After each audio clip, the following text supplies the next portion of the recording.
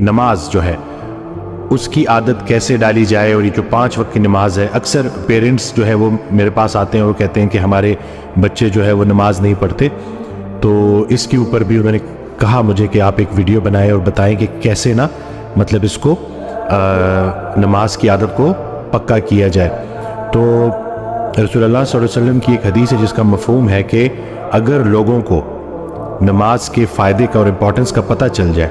تو دنیا میں کوئی شخص بھی نہ ماننے والا نہ رہے، یہ اتنی ضروری ہے۔ اور نماز دراصل اللہ کی یاد ہے۔ ہم جب یہ روزمرہ کے کاموں میں بھاگ دوڑ میں ہوتے ہیں تو اس بھاگ دوڑ میں کہیں ہم اللہ کو بھول نہ جائیں، زندگی دینے والے کو بھول نہ جائیں، اس کو یاد رکھنے کے لیے صبح اٹھے،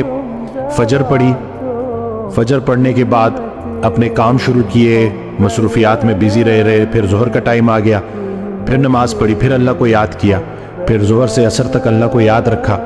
پھر جیسی عصر آئی عصر پڑھی، پھر سے اللہ کی یاد تازہ ہوئی، پھر عصر سے مغرب کے بیچ میں اللہ کو یاد رکھا، اور پھر عصر سے مغرب کے بیچ میں جو اللہ کو یاد رکھا، کام بھی کیے اور اللہ کی یاد بھی قائم رہی، پھر جب مغرب آئی تو مغرب میں پھر وہ یاد تازہ کر لی، پھر عشاء پڑھی اور عشاء کے بعد باوضو سو گئے، تو اس طرح سے پورا دن